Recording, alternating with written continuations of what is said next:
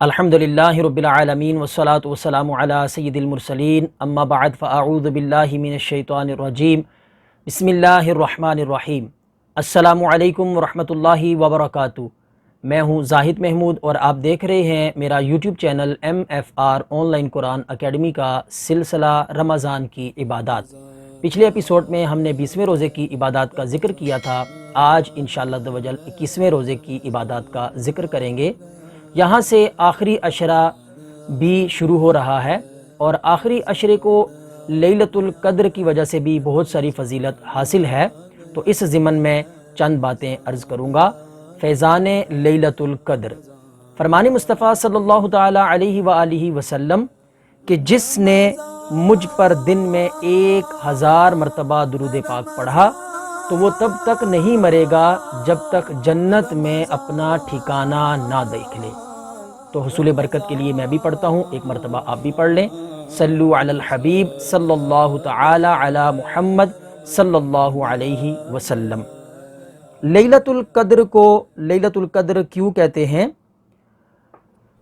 کیونکہ انتہائی برکت والی رات ہے، اس کو لیلۃ القدر اس لیے کہتے ہیں۔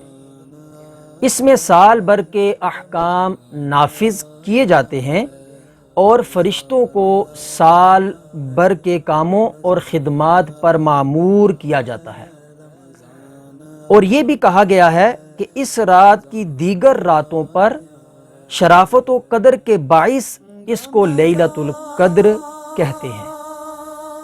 اور یہ بھی منقول ہے کہ چونکہ اس شب میں نیک اعمال مقبول ہوتے ہیں اور بارگاہ الہی میں ان کی قدر کی جاتی ہے، اس لیے اس کو لیلۃ القدر کہتے ہیں۔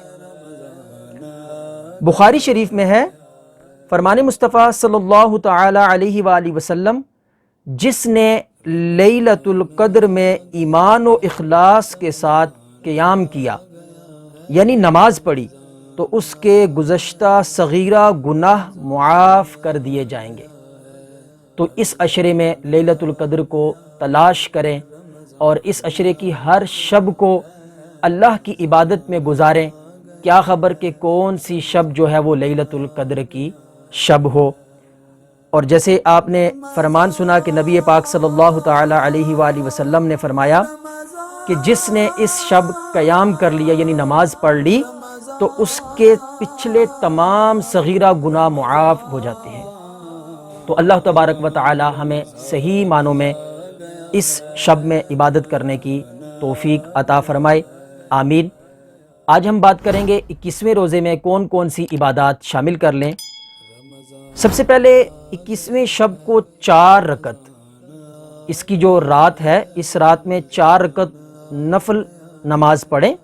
ہر رکعت میں سورہ فاتحہ اور سورہ اخلاص 1 مرتبہ، اور سورۃ القدر انا انزلناہ فی لیلۃ القدر، یہ والی سورت بعد سلام، یعنی جب آپ نفل پڑھ لیں تو سلام پھیرنے کے بعد 70 مرتبہ آپ درود شریف پڑھیں۔